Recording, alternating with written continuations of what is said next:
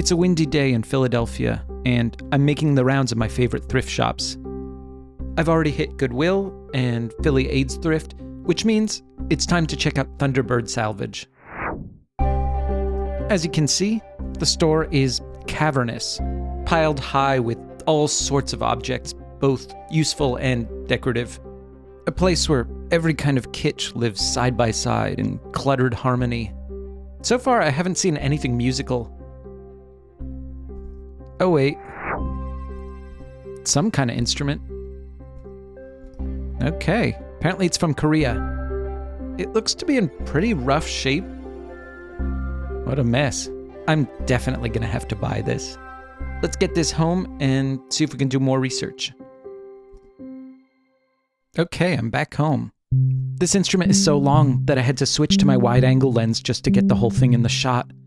So anyway, as you probably saw from the tag in the store, this instrument is called the Gayageum, and yes, it's a 12-string harp from Korea. Of course, mine only has 6 strings attached.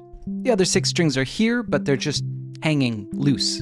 The strings are fastened with this complicated rope system at one end. I'm going to do my best to untangle them. Anyway, according to the internet, each string is meant to run over a bridge. Of course, this instrument didn't come with any bridges, and it turns out that ordering new Gayageum bridges from Korea is quite expensive. So what to do? Well, as luck would have it, I recently found a 3D printer in the trash. It's an entry-level model, and it actually has a sticker on it saying it was thrown out by one of the local design schools. I had no prior experience with 3D printing, so in the past month, I have gotten a crash course, both in how these machines work, as well as in 3D printing culture in general, which is like definitely a thing. I've set up a few 3D printers in my day. The 11 essential tools for 3D printing. Handpicking and testing some of the most interesting and exciting models. Speaking personally, I've noticed there's this sort of 3D printer brain that sets in. It's the old when you're a hammer, everything looks like a nail adage. Here you are faced with this really cool new piece of technology. It's easy to fall into the trap of thinking any problem can be solved with the printer. Having said that, I'm pretty sure this problem can be solved with the printer. I'm just going to whip up a quick design in Fusion 360. In high school, I took drafting for 4 years, mostly just to satisfy my art requirement. I think this might be the first time in my adult life that I'm actually putting those skills to use. I think that looks pretty good. Now all that's left to do is print it. In the meantime, let's try to do something about this wood. It's just extremely dry and really looks like it could use some moisture. I found an old container of wood polish, and I'm just gonna wipe it on with a rag.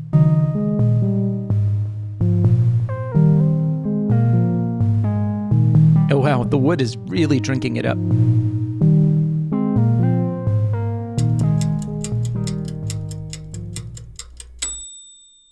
A day has passed. The finish has dried on the instrument, and I think it looks a lot better. Here's what it looked like yesterday, and here's today. So yeah, the wood is much darker. Also, I've printed up a few copies of that bridge design. I'm just gonna pop one in and see if I can get this thing to make a sound. That's not bad. It's encouraging that we at least got a sound. Let's try adding a few more.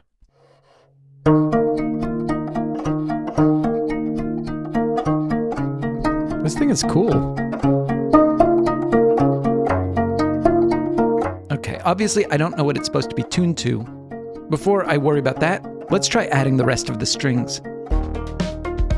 As you can see, the ends of the strings are rolled into these tight little bundles, and if we unroll them, then we realize we actually have a lot of extra string to work with. It's a good thing too, because new strings are prohibitively expensive, possibly because the strings are made of silk. So where does the other end attach? Well, that's where things get a little bit more complicated. The strings that are already in place are attached to these funny little pins, which stick out at the bottom of the instrument. I only have 6 of these, the ones that are in use, and this doesn't seem to be a part I can even order. I think I actually have to try to make new pieces. I told you, the 3D printer has a way of taking over everything. Eventually this entire instrument is just going to be one giant hunk of plastic. Okay, here's the design. As you can see, it's got a little hole for the string to go through, and here's what it looks like all printed out. Okay, let's have a go at installing one. So the process of installing strings is actually pretty straightforward. First, I let out enough string from this little bundle. Then I tie it back up. I found a great video showing exactly how one is supposed to tie the knots in these. It's in Korean, which I don't speak, but the footage is good and it's pretty easy to follow along. Then I stretch the strings down the length of the instrument. I find the corresponding hole in the end and I push it through. Next, I take one of the pegs I made and I thread the string through that. It looks a little bit like a chess pawn, and the string should form a sort of lasso around the neck of the pawn. Next, I focus my attention back on the other end. It's time to work with these ropes. I pull it as tight as I possibly can and loop the end underneath, which is what I've seen people do in videos. This piece of wood functions as a stopgap, preventing the string from unraveling. Next, I simply repeat the process for the rest of the strings.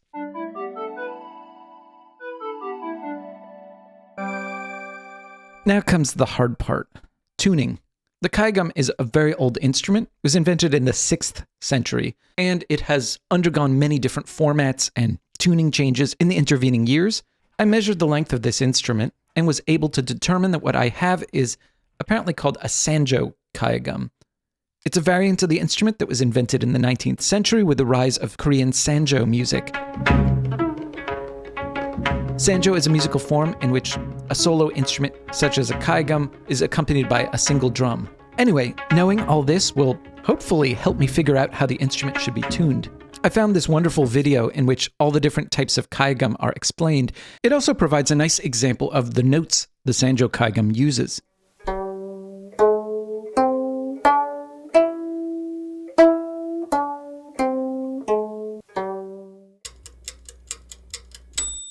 I've been having a heck of a time getting this thing in tune. Part of the problem is while there are a ton of really well-produced English language videos that explain what this instrument is, Gayageum is a 12-stringed zither. there aren't so many that explain specific details, like how you actually tune it. The first article I read said that the instrument gets tuned by adjusting the tension at this end, and that you just use the bridge position to make small adjustments. The idea being that you pull the rope tighter to make the pitch higher, or release a little bit to make the pitch lower. Unfortunately, there are two problems. First, tuning by simply pulling on these ropes is very inaccurate. And second, and much more important, it's too much tension. The strings just keep breaking. Luckily, because of the way the instrument is designed, I have a lot of extra string to work with, but each time I then have to unravel more string from the bundles, redo the knot, thread the string through. I've probably done that 5 or 6 times for each string. I took a photo of my instrument and did a reverse image search. I was able to find a page about this exact model, which states that this instrument was made between 1950 and 1970. If these are the original strings, we might be talking about silk that's like 50, 60 years old at this point. Sometimes when I've failed at getting the thing in tune, and the pitches of the different strings start to wander, I'll end up in a completely different tuning. It's sort of tantalizing. Each time I play it, I'm struck by the beauty of its sound. I would really like to get this thing into the correct tuning so that I can have the full Gayageum experience. A few days have passed. As you can see, I've reprinted the bridges in this dark red filament. I've also just found 2 pieces of information that I think will be very helpful. First, this wonderful PDF produced by the National Korean Music Center.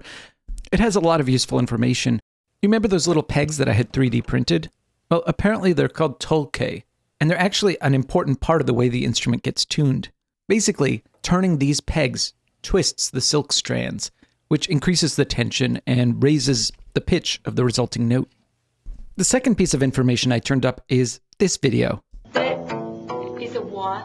She has an instrument that's very similar to mine, and she's tuning the instrument a lot lower than the person in the other video, the one I've been trying to emulate.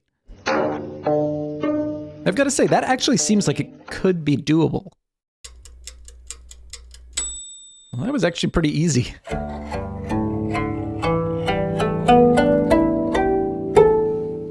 If only I had found this video a week ago. As you can hear, the instrument is tuned to a pentatonic scale.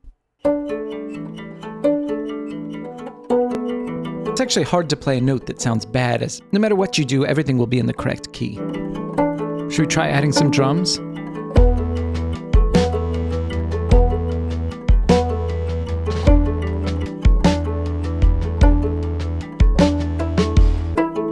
What a beautiful sounding instrument. While I was working on this project, trying to figure out how one is supposed to tune this instrument, I stumbled on this research paper from 2007. It describes a way of configuring a synthesizer engine so that it works sort of like a Gayageum. Unfortunately, it's just a description, there's no code examples. Anyway, I decided that that would be my weekend project, to try to build what was being described in that paper. It uses a famous kind of synthesis called harp plus strong. It's a model that tries to mimic the way sound gets generated when an actual physical string gets plucked. Anyway, here's the proof of concept. Needless to say, it doesn't sound anything like the actual instrument. The idea behind this model is that you can move these bridges around and it will change the tuning of the instrument. And that part definitely works.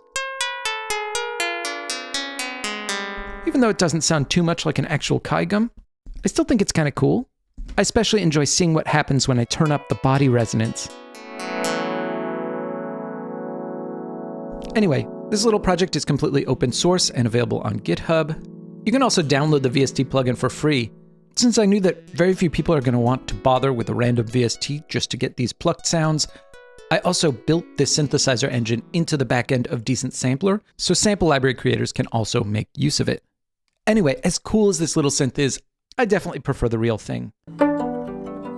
So far I've been playing this instrument in much the same way I might do fingerpicking on the guitar. I find it to be really meditative.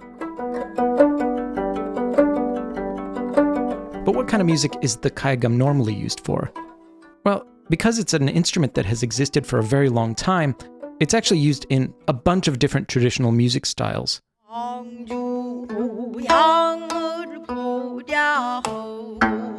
As we mentioned earlier, this particular variant was originally designed for playing a kind of music called sanjo, a word that literally means scattered melodies.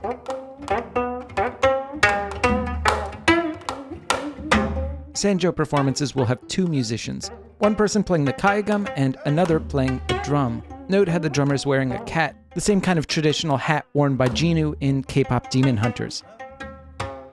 As you can hear, the playing style involves a lot of quick vibrato. Let me try my hand at that. Oh, it's kind of fun. I'm gonna have to practice if I really want to be able to control it. I just chopped up the little bit I played in Ableton.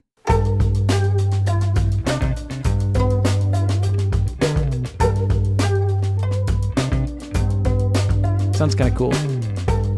Anyway, this instrument was quite an adventure.